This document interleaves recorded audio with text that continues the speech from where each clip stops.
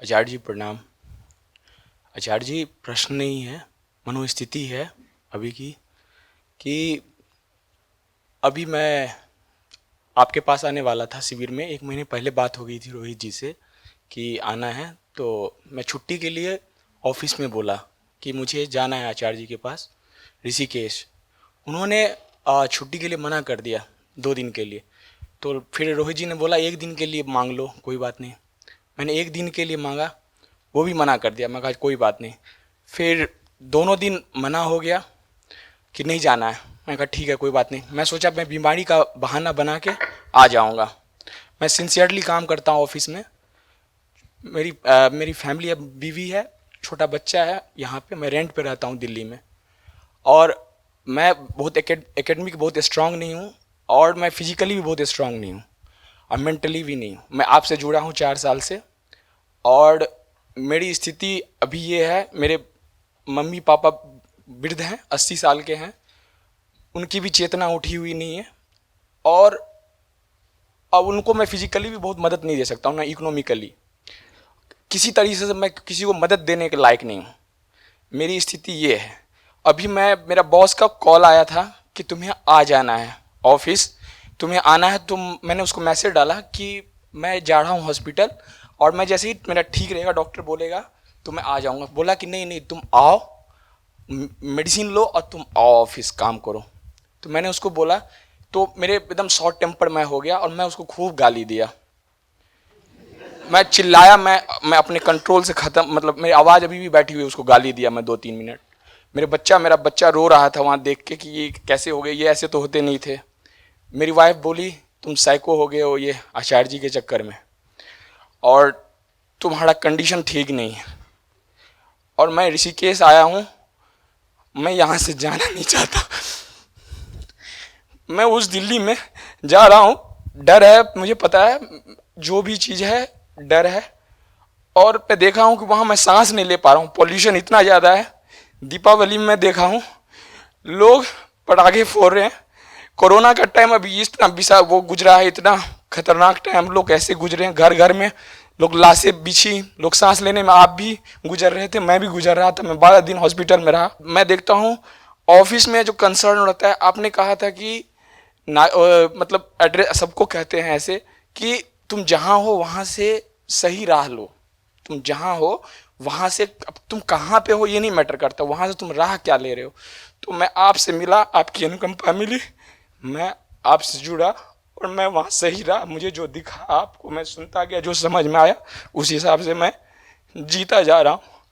अब मुझे दिक्कत क्या हो रही है, अब मैं देख रहा हूँ कि ऑफिस में लोग जो जिस तरह से रह रहे हैं, मुझे अपनी भी वृत्ति दिख रही है कि मैं कहाँ कहाँ लैक हूँ। बहुत सारी चीज़ें हैं, कमियाँ, बीमारी है, वो है।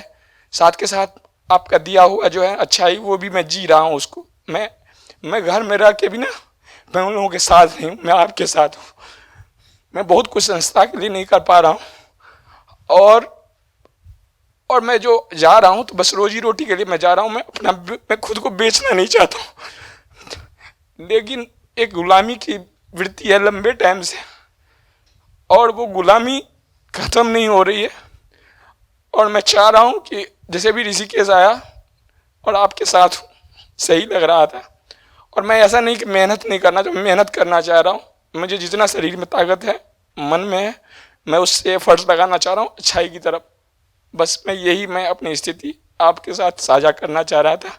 आपकी बहुत ही अनुकंपा है, मुझे मालिक मिले हैं, मैं कुछ नहीं कर सकता हूँ, बस प्रणाम। देखो, इसी चीज़ को रोकना है।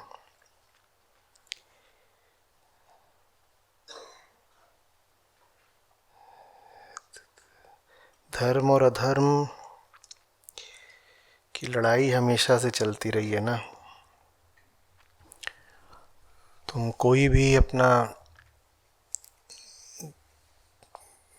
ग्रंथ उठा लो, रामायण महाभारत महाकाव्य हैं, अभी दुर्गा सप्तशती थी, तो उसमें लगातार क्या है, उसमें लड़ाई है।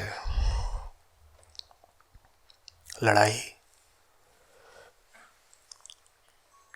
पावर प्ले है। पावर गलत हाथों में है। इनके बॉस के पास पावर होना नहीं चाहिए था।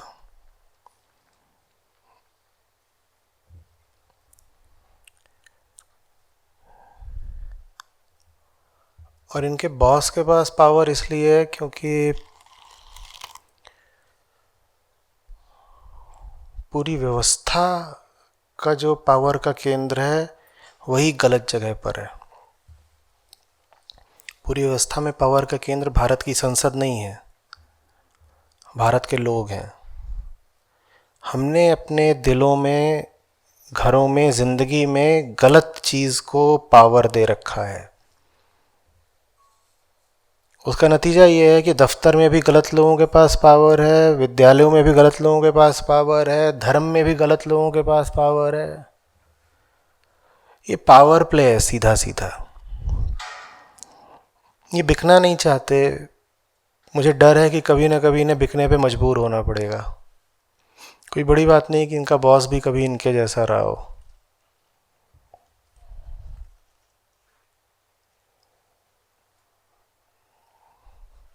धर्म को ताकत देनी बहुत ज़रूरी है।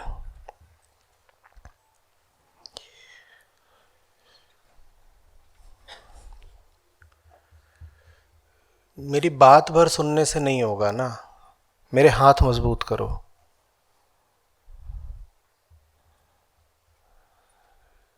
मुझे व्यक्ति की तरह मत देखो। मैं कुछ लेकर नहीं जाने वाला।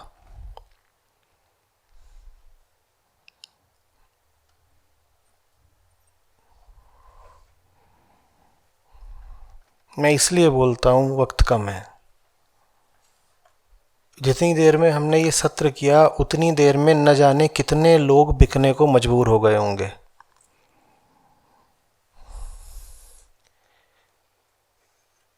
इतनी देर में न जाने कितने लड़के लड़कियों ने कैंपस में गलत जॉब चुन ली होगी।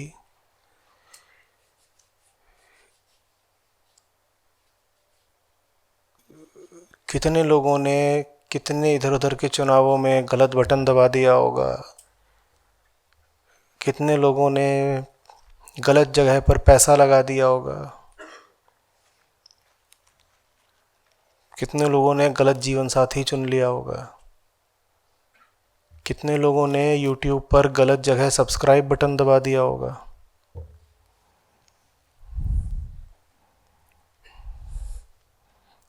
बल चाहिए, और बल नहीं होगा तो इतने लोग बिलखते रहेंगे। इतने हाथ ही नहीं है मेरे पास कि सबके आंसू पोंछ सकूं। बल आपसे ही आना है। आपने बल गलत लोगों को दे रखा है। जब आप एक गलत माल खरीदते हैं बाजार से तो आप उस गलत माल को बेचने वाले को बल दे आए ना। कितना पैसा दे आए मिंक कोट के लिए।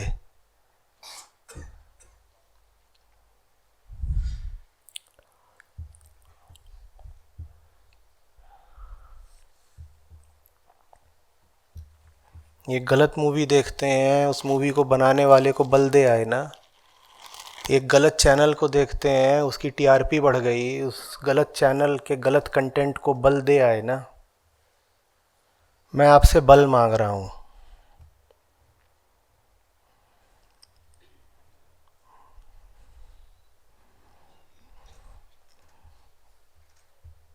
इस भरोसे के साथ कि जितना अकेले कर सकता हूं उतना कर रहा हूं।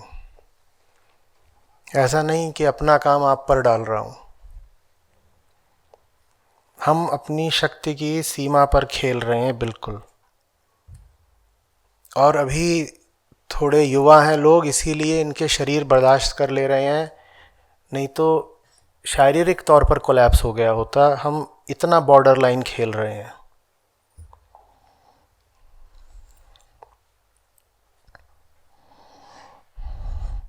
मेरा भी बचपन का माँ बाप का दिया हुआ शरीर है। इन्होंने अच्छी परवरिश करी थी, अच्छा खिलाया पिलाया था, इसलिए चल रहा हूँ।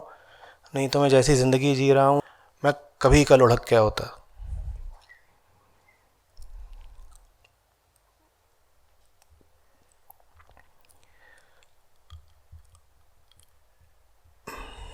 जैसे कोई 6 इंजन वाला यान हो और एक इंजन पे चल रहा हो, बाकी के 5 इंजन मुझे आपसे चाहिए, क्योंकि इनकी बात नहीं है, ये इस व्यवस्था की बात है। सब कंपनियां ऐसी हैं, सब बॉस ऐसे हैं, क्योंकि उनके बॉस ऐसे हैं, क्योंकि अंततः जो शिखर पे बैठे हैं वो ऐसे हैं। जब तक हम शिखर पे नहीं पहुंचेंगे ऐसे ही रोते रहेंगे लोग। इनके बॉस को क्या दोष दें, बताइए ना। इनके बॉस कभी इनके जैसे रहे होंगे। आज भी अगर वो इनके पीछे पड़े हैं तो इसलिए क्योंकि उनके ऊपर कोई है जो उनसे कह रहा है काम कराओ, टारगेट पूरे कराओ। ले दे करके ये सारा अधर्म, सारा पाप सत्ता के केंद्रों से निकल रहा है।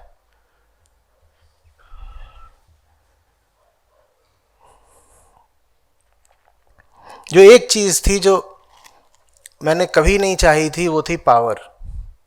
वो चाहिए होती तो मैं सिविल सर्विसेज में चला गया होता। वहां लोग पावर के लिए ही जाते हैं। और जब मैं टीनेजर ही था तभी से आइन रैंड की एक बात मुझे बिल्कुल जच गई थी कि the most deprived man is the one who goes after power. सबसे गिरा हुआ आदमी वो होता है जो पावर चाहता है। तो ये एक चीज़ थी जो मुझे बिल्कुल नहीं चाहिए थी, लेकिन वक्त ने और हालातों ने अभी ऐसी जगह खड़ा कर दिया है जहां वही चाहिए, और वो अगर नहीं मिलेगा तो मैं इस हालात को रोक नहीं पाऊंगा।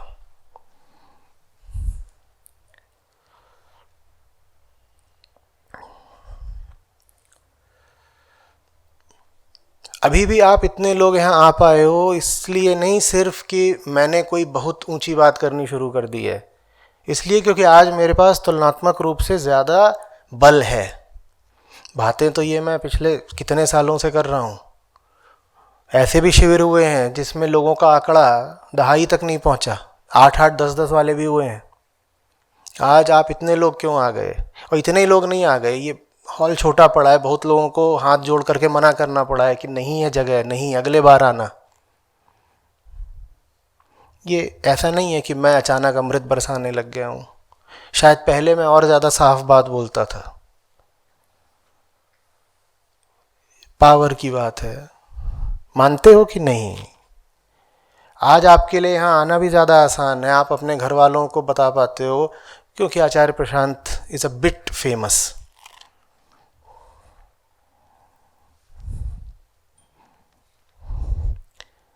वो सब चाहिए है, और वो मांगने में कितना बड़ा खतरा है ये मैं बखूबी जानता हूँ। मुझे मालूम है कि अहंकार की ये कितनी घटिया चाल हो सकती है। मुझे मालूम है उस रास्ते पर कितनी कीचड़ है।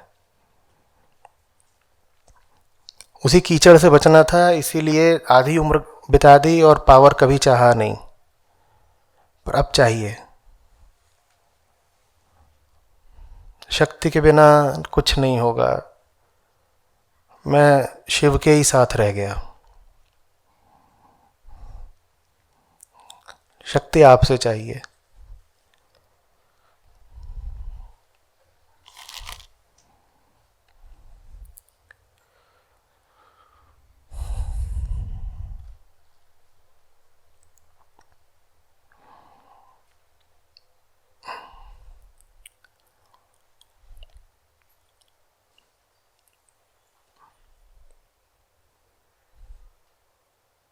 इतना ही कह सकता हूँ, भरोसा कीजिए। मैं भरोसा तोड़ूं तो पाप मेरे सर। आप तो अपनी ओर से अच्छा ही काम कर रहे होंगे।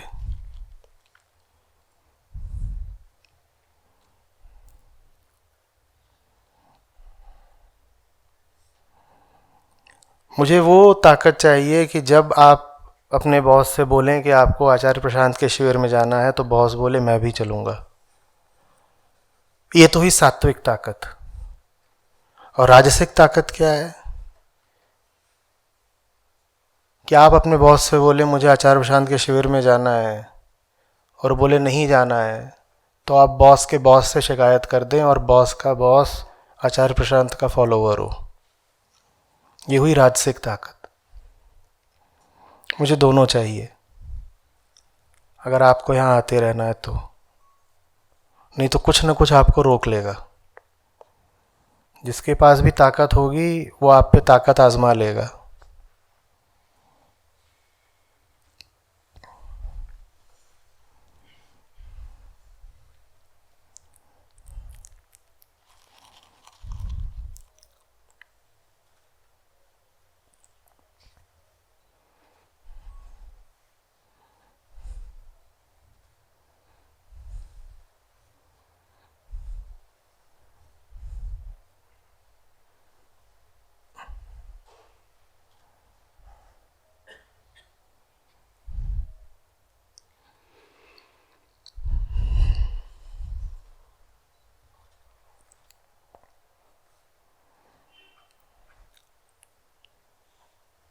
इतना कुछ है जो समाज में तुरंत रोका जाना ज़रूरी है।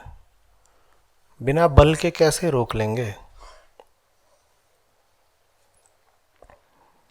हर आदमी समझदार नहीं होता ना। बोल बोल के मैं सबको नहीं समझा सकता। कुछ लोगों को समझाने के लिए ताकत चाहिए, और जो मेरे शब्दों से समझ जाएं ऐसे लोग बहुत कम हैं।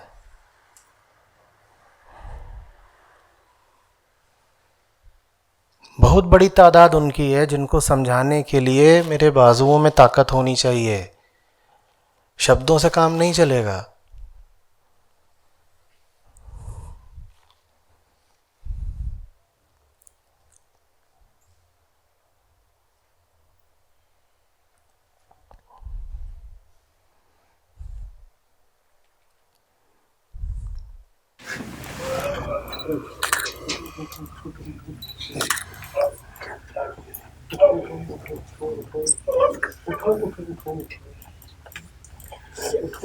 कुछ नहीं,